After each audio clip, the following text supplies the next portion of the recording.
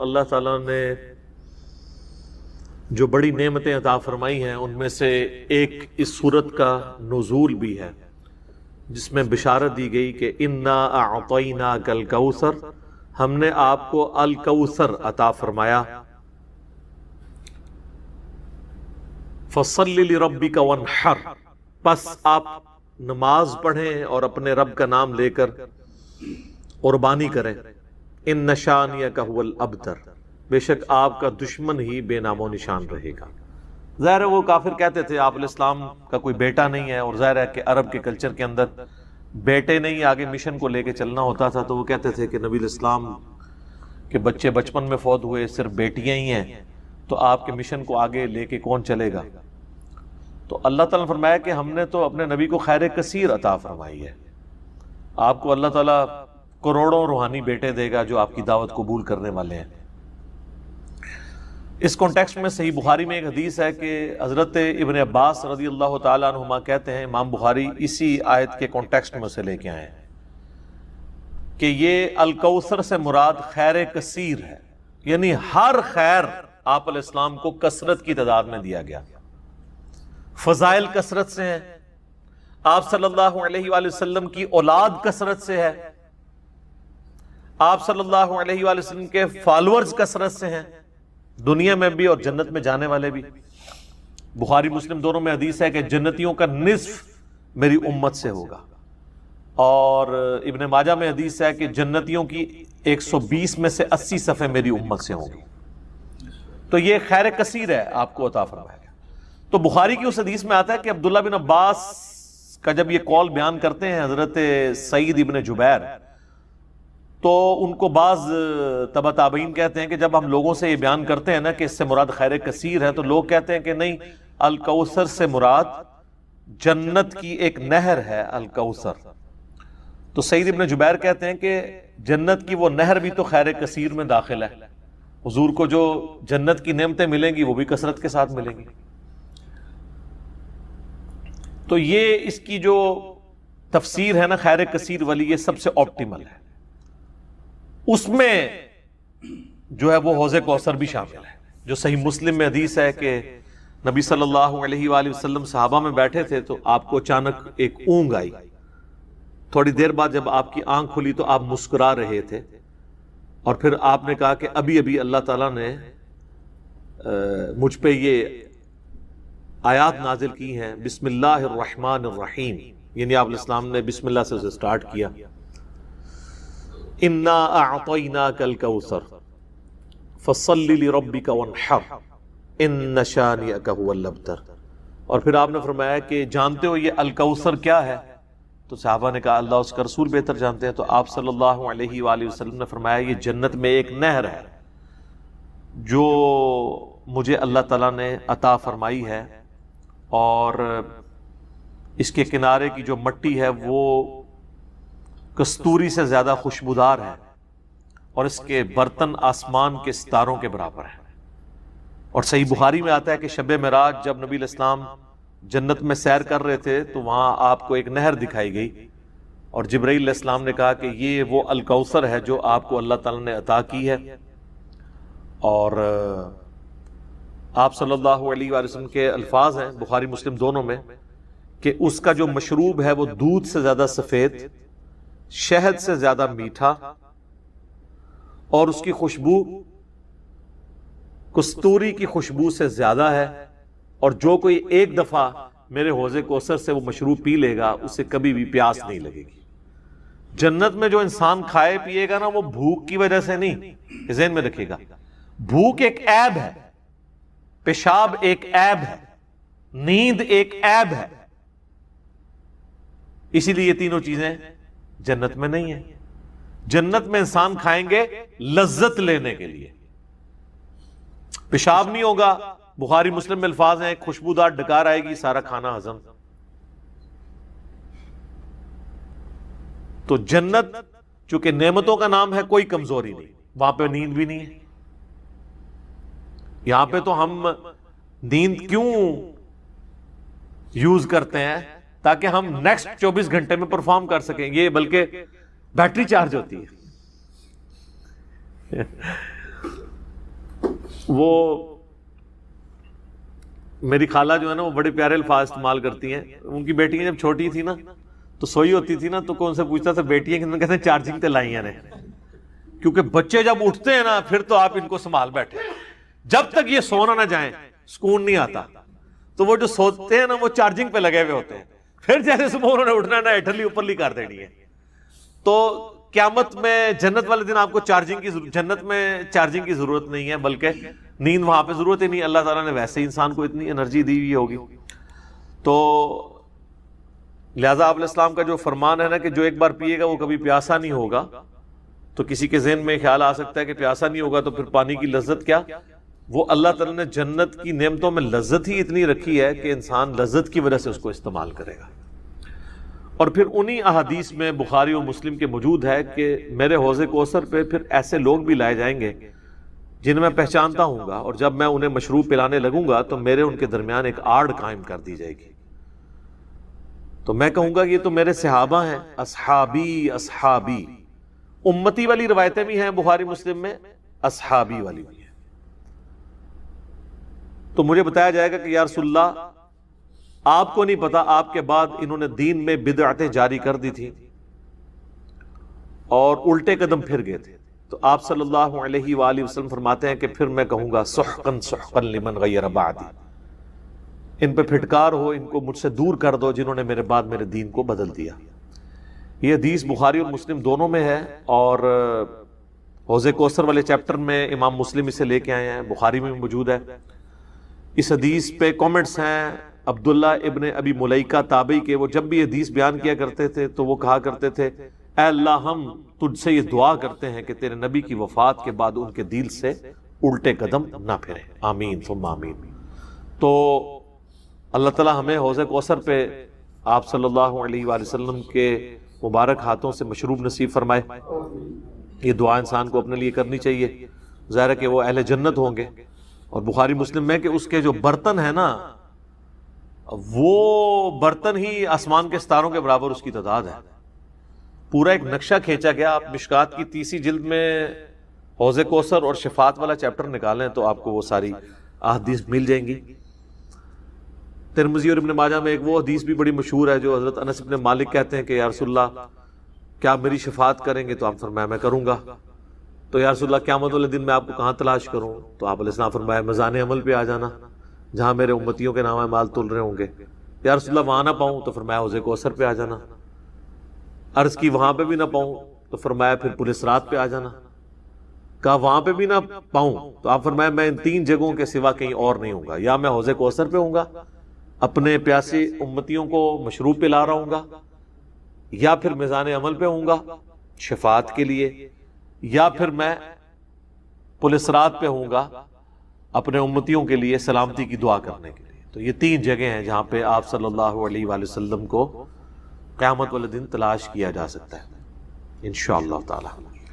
تو یہ حوض کوثر میں وہ خیر کثیر جو ہر طرح کی آپ کو عطا کی گئی وہ بھی شامل ہے, اور اسپیسیفکلی حوض کوثر جو ہے وہ بھی. حتیٰ کہ جو بخاری اور مسلم میں حدیث ہے, آپ نے اپنی وفات سے 1 مہینے پہلے خطبہ دیا تھا غزوہ احد کے شہداء پر, جو آپ نے نماز جنازہ دوبارہ پڑھی تھی 8 سال بعد. اس میں الفاظ ہیں, آپ نے فرمایا کہ میرا ممبر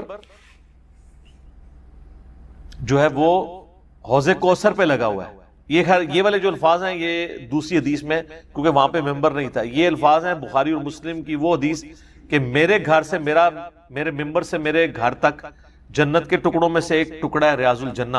اس میں الفاظ ہیں اور میرا ممبر جو ہے وہ حوض کوثر پہ لگا ہوا ہے. یعنی آپ علیہ السلام وہ دیکھ رہے تھے حوض کوثر کا منظر, ٹائم میں گزار کے آپ کو دکھایا گیا. وہ جو بخاری مسلم کی وہ والی حدیث ہے عقبہ بن عامر والی, جو شہدائے احد پہ آپ نے 8 سال بعد جنازہ پڑھا اپنی وفات سے 1 مہینہ پہلے, اور عقبہ ابن عامر کے الفاظ ہیں یہ آخری دفعہ میں نے رسول اللہ کو ممبر پہ دیکھا, اس کے بعد میں نے آپ کو نہیں دیکھا. تو اس میں الفاظ ہیں, آپ نے فرمایا کہ میں اپنے حوض کوثر کو اس وقت بھی دیکھ رہا ہوں, اور دیکھنا میرے بعد جو ہے وہ مجھے تم سے ہی خطرہ نہیں کہ تم شرک میں مبتلا ہو جاؤ گے, بلکہ مجھے خطرہ ہے کہ تم دنیا کے مال میں پڑ جاؤ گے اور پھر اس کی لالچ میں ایک دوسرے کو قتل کرو گے اور تم بھی تباہ و برباد ہو جاؤ گے جس طرح اگلی قومیں تباہ و برباد ہوگی. تو اس میں بھی حوض کوثر کے الفاظ موجود ہیں. اور پھر میرے ایک کربلا والے ریسرچ پیپر میں بھی آپ کو پتہ ہے ایک حدیث ہے جو میں نے حوض کوثر کا ذکر اس حدیث کے اندر بھی موجود ہے. جب وہ سنن ابی داؤد کی ایک حدیث ہے نا، وہ عبید اللہ ابن زیاد کے پاس ایک وہ آتا ہے، ہاں یہ ابو داؤد کے اندر 4749 ہے. ابو طالوت تابعی کہتے ہیں کہ میں ابو برزہ کو میں نے دیکھا کہ وہ گورنر یزید عبید اللہ ابن زیاد کے پاس آئے جبکہ وہ دسترخوان پر تھا، تو اس نے ابو برزہ کو آتے ہوئے دیکھا اور کہا کہ یہ تمہارا ٹھگنا محمدی ہے. استغفر اللہ. ان کا قد چھوٹا تھا تو ان کا اے گینڈا محمدی، یعنی محمدی اس نے اس لیے کہا کہ وہ حضور کا صحابی تھا. تو یہ کتنی سخت توہین کی عبید اللہ ابن زیاد نے. یہ وہی خبیث ہے جس کے بارے میں بخاری میں 3748 نمبر حدیث ہے، جس میں امام بخاری نے حسین کے ساتھ علیہ السلام لکھا ہے کہ یہ حضرت حسین کے حسن میں کلام کرنے لگا تو انس بن مالک نے کہا کہ رسول اللہ کے سب سے زیادہ مشابہت رکھنے والے حسین تھے. یہ وہی عبید اللہ ابن زیاد ہے. تو یہ صحابہ کے گستاخ ہیں، آل امیہ ہیں، یہ بنو امیہ کے خدمت گار. تو اب آپ دیکھیں جب اس نے یہ بات کی نا تو حضرت ابو برزہ اس کی تنزیہ بات کو سمجھ گیا. آپ نے فرمایا مجھے گمان نہیں تھا کہ میں ایسے لوگوں کے دور حکومت تک زندہ رہوں گا جو مجھے رسول اللہ کی صحبت پر آر دلائیں گے، کہ میری زندگی میں یہ وقت بھی آنا ہے کہ رسول اللہ کی وجہ سے ہمیں پوری دنیا پہ غلبہ ملا، اور اس غلبے کی حکومت کو جو لوگ انجوائے کر رہے ہیں عرب کے بدو، یہ رسول اللہ سے میری نسبت پہ مجھے آر دلائیں گے کہ مجھے کہہ رہے ہیں کہ ٹھگنا محمدی، جنہوں پنجابی سے کہتے ہیں گینڈا محمدی. نعوذ باللہ. تو اب اس نے فوراً پینترا بدلا. وہ کہنے لگا کہ محمد صلی اللہ علیہ وسلم کی صحابیت تمہارے لیے باعث زینت ہے، آر کا سبب نہیں. پھر کہنے لگا کہ میں نے تمہیں اس لیے بلوایا ہے کہ تم سے حوض کوثر کے بارے میں پوچھوں، کیا تم نے رسول اللہ سے اس کے بارے میں کچھ سنا ہے؟ تو ابو برزہ نے فرمایا ہاں، نہ ایک بار، نہ دو بار، نہ تین بار، نہ چار بار، نہ 5 بار، میں نے کئی مرتبہ رسول اللہ صلی اللہ علیہ وآلہ وسلم سے حوض کوثر کے بارے میں سنا، اور جو حوض کوثر کو نہ مانے اللہ تعالیٰ اسے اس کا پینا نصیب ہی نہ فرمائے. اور پھر سیدنا ابو طالوت کہتے ہیں کہ سیدنا ابو برزہ رضی اللہ تعالیٰ عنہ غصے کی حالت میں وہاں سے تشریف لے گئے. انہوں نے بدعا دی کہ جو حضور کے حوض کوثر کو نہیں مانتا اللہ تعالیٰ اس کو حوض کوثر نصیب ہی نہ کرے.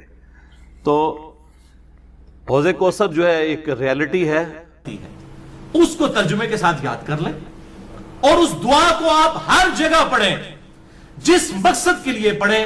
اور الحمدللہ قرآن حکیم میں سورۃ البقرہ کی آیت نمبر 201 کے اندر اللہ تعالیٰ نے وہ دعا اہل ایمان کو تعلیم فرمائی ہے اور مومنین کی نشانی بتایا ہے اس دعا کو کہ مومنین اس کے ذریعے اللہ تعالیٰ سے دعا مانگتے ہیں. اور آگے اللہ تعالیٰ نے اپنا فتویٰ بھی سنا دیا ہے کہ جو کوئی ان الفاظ کے ساتھ ہم سے دعا مانگتا ہے ہم اس کی اس دعا کو دنیا اور آخرت میں اس کے حق میں قبول کریں گے.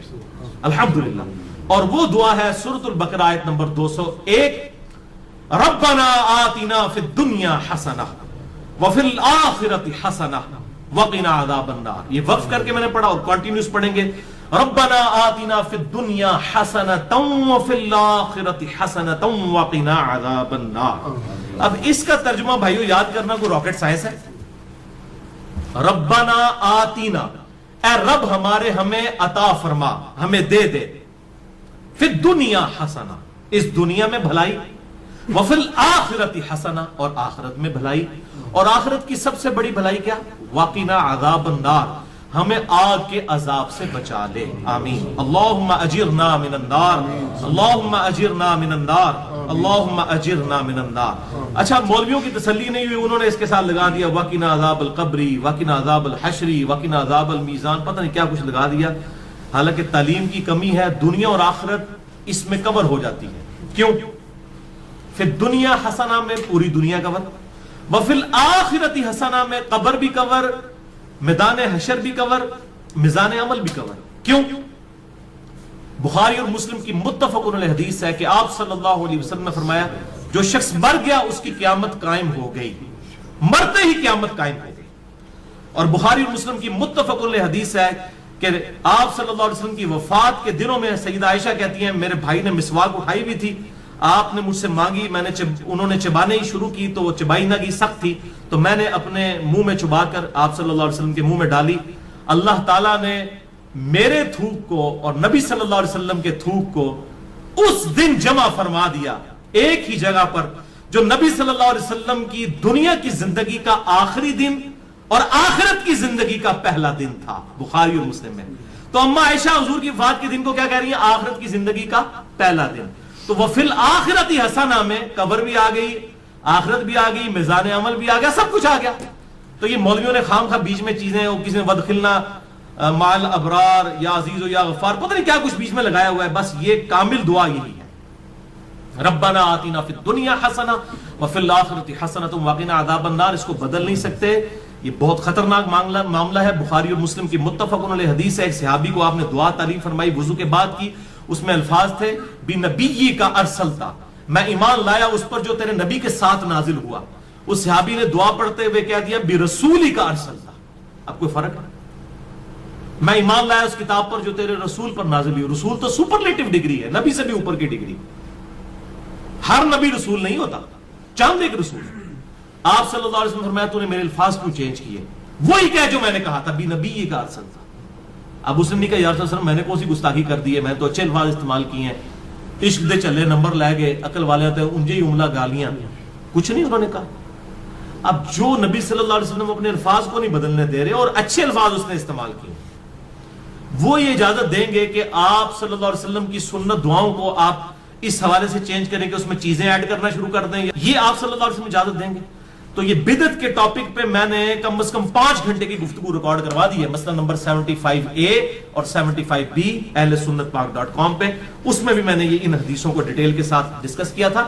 لہذا نوکری کا مسئلہ ہو، رشتے کا مسئلہ ہو، پیپر دیے میں وہ پاس ہونے کا ایشو ہو، بیماری کا مسئلہ ہو، کوئی مسئلہ ہے اپنے ذہن میں رکھیں اور پھر دنیا حسنہ کو دل میں رکھیں کہ دنیا میں میرے لیے بھلائی، ہر چیز بھلائی. اچھی صحت کیا بھلائی نہیں ہے؟ اچھی نوکری کیا بھلائی نہیں ہے؟ اچھی بیوی کیا بھلائی نہیں ہے؟ ہر چیز ذہن میں رکھتے ہوئے جو آپ کی خواہش ہے یہ دعا کرے ربنا آتنا فی الدنیا حسنہ وفی الآخرۃ حسنۃ وقنا عذاب النار. اور اس میں یقین کریں آپ کو گلٹ بھی نہیں ہوگا. صرف آپ اللہ سے دنیا نہیں مانگ رہے ہوں گے، کیونکہ سورۃ البقرہ میں آتا ہے کہ جو دنیا دار لوگ ہیں نا، جو اللہ سے باغی لوگ ہیں، وہ کہتے ہیں اللہ ہمیں دنیا میں ہی عطا فرما دے. اور اللہ تعالیٰ پھر ساتھ فرماتا ہے سورۃ البقرہ آیت نمبر 201 کہ جو میرے نیک ایمان والے بندے ہیں وہ یہ نہیں کہتے اللہ ہمیں دنیا میں ہی دے دے، وہ کہتے ہیں ربنا آتنا فی الدنیا حسنہ وفی الآخرۃ حسنۃ وقنا عذاب النار. اچھا اب آپ ویسے دعا کر رہے ہو اللہ میں پاس ہو جاؤں یا اچھا رشتہ ہو جائے یا نوکری لگ جائے، اس وقت آپ پیورلی دنیا کی دعا کر رہے ہوں گے. لیکن جب آپ یہ دعا کریں گے تو آپ اللہ تعالیٰ کو بھی ناراض نہیں کریں گے، دونوں چیزیں ایڈ ہو جائیں گی ساتھ. یعنی اللہ تعالیٰ کو بھی آپ سے کوئی گلہ شکوہ اس حوالے سے نہیں رہے گا. آپ کہہ رہے ہوں گے یا اللہ ربنا آتنا فی الدنیا حسنہ وفی الآخرۃ حسنۃ وقنا عذاب النار، تو آپ اہل ایمان میں شامل ہو جائیں گے سورۃ البقرہ آیت نمبر 201 کے تحت. اسی کانٹیکسٹ میں 3 احادیث ہیں بڑی اہم الحمدللہ. پہلی حدیث صحیح بخاری میں 6399، صحیح مسلم میں 6840، مشکات میں 2487. سیدنا انس ابن مالک رضی اللہ تعالیٰ عنہ جنہوں نے 10 سال تک آپ صلی اللہ علیہ وسلم کو وضو کروایا، آپ کی وفات کے بعد 82 سال تک زندہ رہے اور 93 ہجری کے اندر بصرہ میں فوت ہوئے. آخر میں فوت ہونے والے چند صحابہ میں سے ہیں انس ابن مالک، بہت قریبی صحابی آپ صلی اللہ علیہ وسلم. ان سے کسی تابعی نے آگے پوچھا کہ بتائیے کہ اللہ کے نبی صلی اللہ علیہ وسلم جب اللہ سے مانگا کرتے تھے تو کیا دعا مانگا کرتے تھے؟ تو پتہ انہوں نے کیا جواب دیا؟ انہوں نے کہا کہ اللہ کے نبی صلی اللہ علیہ وسلم جب کبھی بھی اپنے رب سے دعا مانگا کرتے یا کسی بھی چیز کا سوال کیا کرتے تو آپ کی اکثر دعا یہی ہوا کرتی تھی اللہم ربنا آتنا فی الدنیا حسنہ وفی الآخرۃ حسنۃ وقنا عذاب النار. ہر معاملے میں کوئی سوال بھی کرتے تو اس دعا کے ساتھ.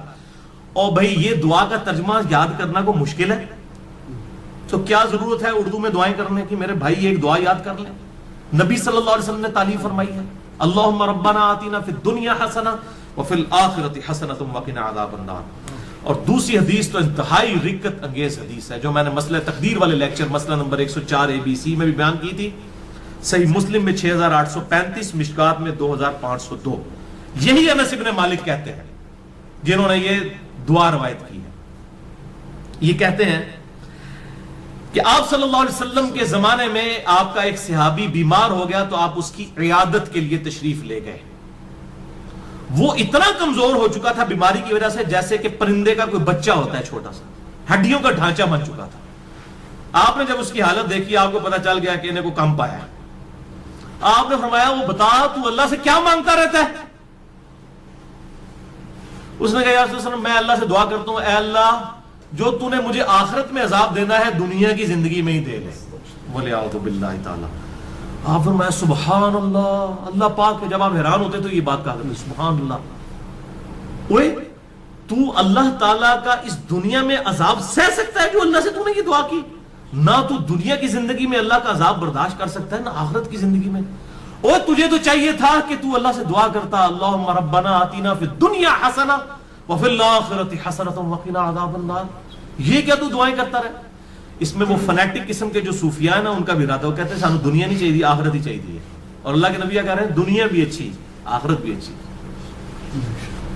اچھا انس بن مالک کہتے ہیں جب آپ صلی اللہ علیہ وسلم نے اسے یہ بات ارشاد فرمائی پھر اس نے یہی دعا مانگ کر اللہ کی طرف متوجہ ہوا اللہم ربنا آتینا فی الدنیا حسنہ وفی الآخرۃ حسنۃ وقنا عذاب النار. تو اللہ تعالیٰ نے اسے شفا عطا فرما دی. اب اس سے بھی پتہ چلا بیماری کی شفا بھی یہی ہے اللہم ربنا آتینا فی الدنیا حسنہ وفی الآخرۃ حسنۃ وقنا عذاب النار. آپ میں کہتا ہوں یہ جامع دعا کریں, ساری دعائیں جو ہیں اس کے اندر شامل ہیں. اچھا قرآن میں تو ہے ربنا آتینا فی الدنیا حسنہ اور بخاری مسلم میں ہے اللہم ربنا آتینا فی الدنیا حسنہ. تو اللہم کے ساتھ اے ہمارے اللہ یہ بھی ٹھیک ہے اور صرف ربنا آتینا بھی ٹھیک ہے, بلکہ قرآن حکیم میں سورۃ المائدہ میں حضرت عیسیٰ علیہ السلام کی جو دعا آتی ہے اس میں بھی ہے اللہم ربنا انزل علینا مائدۃ من السماء. تو قرآن میں بھی الفاظ ہیں اللہم ربنا کے. ویسے تو ہمارے لیے بخاری مسلم کے الفاظ ہی کافی تھے لیکن میں پھر بھی کیڑا نکالنے کے لیے کوئی یہ نہ کہ جی قرآن میں تو صرف ربنا آیا آپ اللہم کیوں لگا رہے ہیں. تو اللہ تعالیٰ نے بھی یہ دعا حضرت عیسیٰ علیہ السلام کی نقل کی ہے اللہم ربنا آتینا فی الدنیا حسنہ. یہ پڑھنا بخاری اور مسلم سے ثابت ہوا. اور اللہم ربنا انزل علینا مائدۃ من السماء سورۃ المائدہ کے آخری رکوع میں حضرت عیسیٰ علیہ السلام کے کانٹیکسٹ میں یہ الحمدللہ اللہم ربنا کے ساتھ یہ آئی ہے. اور تیسری حدیث سنن ابی داؤد میں 1892 مشکات میں 2581 عبداللہ بن سائب کہتے ہیں کہ میں نے خود نبی صلی اللہ علیہ وسلم کو رکن یمانی اور حجر اسود کے درمیان وہ جو مستجاب دیوار ہے یہ دعا مانگتے ہوئے سنا ہے اللہم ربنا آتینا فی الدنیا حسنہ وفی الآخرۃ حسنۃ وقنا عذاب النار. اسے مستجاب دیوار کہتے ہیں. مستجاب کہتے ہیں دعا کی قبولیت کی جگہ. 70 انبیاء کا مصلی ہے, آپ وہاں پر کھڑے ہوں تو آپ کا رخ دونوں قبلوں کی طرف ہو جاتا ہے, بیت المقدس کی طرف بھی اور خانہ کعبہ کی طرف بھی. اس دوران آج تک حاجی عمرہ کرنے والے اور حج کرنے والے یہ دعا مانگتے ہیں ربنا آتینا فی الدنیا حسنہ وفی الآخرۃ حسنۃ وقنا عذاب النار. یہ بس اتنے ہی الفاظ ہیں, باقی جو ایڈ کیے لوگوں نے خود کیے. میں تو دعا کی قبولیت کی جو جگہ ہے خانہ کعبہ شریف وہاں پر بھی آپ نے یہی دعا مانگی ربنا آتینا فی الدنیا حسنہ وفی الآخرۃ حسنۃ وقنا عذاب النار. اسماء اعظم اور دعا کی قبولیت کے لیے کیا کیا طریقے ہیں اس حوالے سے میرا مسئلہ نمبر 82 ڈیٹیل کے ساتھ ریکارڈ ہے. اور بھائیو بخاری اور مسلم اور باقی احادیث کی روشنی میں کئی ایک مقامات ہیں جو دعا کی قبولیت کی جگہ ہیں. مثلا اذان اور اقامت کے درمیان جو وقفہ ہے جماعت کھڑے ہونے تک کا, یہ دعا کی قبولیت کا سبب ہے. ابو داؤد میں حدیث موجود ہے. آج میرا ٹاپک نہیں اس لیے میں سکپ کر رہا ہوں. اسی طریقے سے تیز بارش کے وقت دعا قبول ہوتی ہے. میدان جنگ میں جنگ کے دوران اس وقت دعا کی قبولیت کا وقت ہے. جمعے والے دن خطیب جب جو ہے وہ 2 خطبوں کے درمیان وقفہ کرتا ہے اس دوران دل میں دعا مانگی جائے وہ قبولیت کا وقت ہے. اور کئی ایک قبولیت کے وقت ہیں لیکن ایک وقت ایسا ہے جو ہر وقت آپ کے پاس اویلیبل ہے. اسی کانٹیکسٹ میں آپ کو اگلی 5 حدیثیں میں بیان کرنے لگا ہوں اور وہ ہے نماز میں دعا مانگنا, جس کے لیے آپ کو جمعے کے دن کے انتظار کی ضرورت نہیں ہے, کسی اور چیز کی ضرورت نہیں. جب بھی آپ نماز پڑھیں یہ 5 حدیثیں اسی پہ ہماری گفتگو کنکلوڈ ہوگی. پہلی حدیث صحیح بخاری میں 6230, صحیح مسلم میں 897, مشکات میں 909 کہ آپ صلی اللہ علیہ وسلم نے صحابہ اکرام علیہم رضوان کو تشہد تعلیم فرمایا التحیات للہ والصلوات والطیبات عبدہ ورسولہ تک. اور اس کے بعد آپ صلی اللہ علیہ وسلم نے فرمایا جب یہ تشہد پڑھ چکو اس کے بعد جو من پسند دعا ہو وہ تم اپنے رب سے مانگ سکتے ہو جو بھی من پسند. یعنی جو بھی دعا مانگنی ہے آپ کتاب و سنت میں اگر کوئی دعا آئی ہے وہ بھی مانگ سکتے ہیں, اس کے علاوہ بھی کوئی مانگ سکتے ہیں, لیکن مانگیں گے عربی میں. عربی سمبل آف یونٹی ہے مسلمانوں کا. اور ویسے ایک دعا ہی اللہم ربنا آتنا فی الدنیا حسنہ وفی الآخرۃ حسنۃ وقنا عذاب النار, یہی کافی ہے. بل اس حدیث میں عدم ذکر ہے درود ابراہیمی کا, وہ اگلی حدیثوں میں موجود ہے. صحیح مسلم میں 1739, مشکات میں 1257 میں ہے کہ اما عائشہ کہتی ہیں کہ نبی صلی اللہ علیہ وسلم جب تشہد بیٹھتے اللہ کی حمد بیان کرتے, اس کے بعد دعائیں کرتے.